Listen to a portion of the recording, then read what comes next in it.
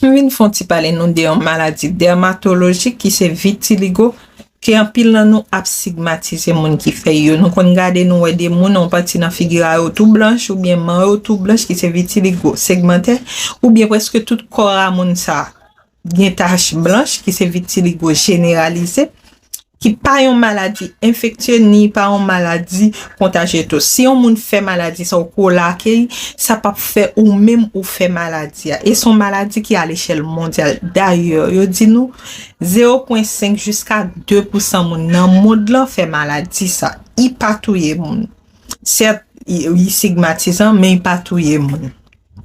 Donc pile moun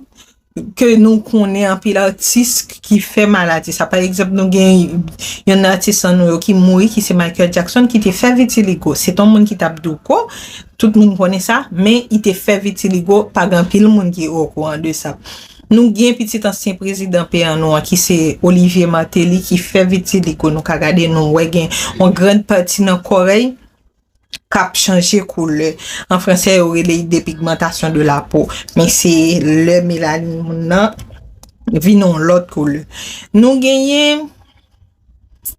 nous pas apprendre à accepter monde qui avec maladie ça dans l'autre pays yo gagne médecin pour ça même genre Haïti chargé dermatologue gagne des cliniques moun aller pour faire photothérapie pour lui qui ça est le moun arrivé yo proche ton appareil en oui ou ka regarder ouais moun non figure moun non on parti dans quoi moun tout blanche mais appareil là lui même là après bon toute l'autre partie dans quoi moun qui gagne pour venir même genre avec partie qui visible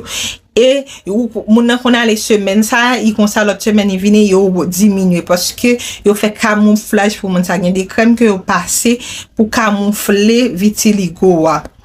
ça gagne 7 ans de cela ou t'es toujours dit pas de traitement il y a des moun qui te choisi fait tatou il y a des moun qui te passé crème pour vitiligo il y a moun qui gagne qui par contre qui ça ou gagne t'es arrivé dans PM quand Louise et petit ton pasteur côté pasteur t'es venu expliquer moi ouais c'est ça il gagne et là venir les puis là vraiment me garder menti mon nom geta ouais c'est ça gagne un gros jeune garçon et puis là il fait retirer chapeau dans tête était calé toute tête était geta dépigmentée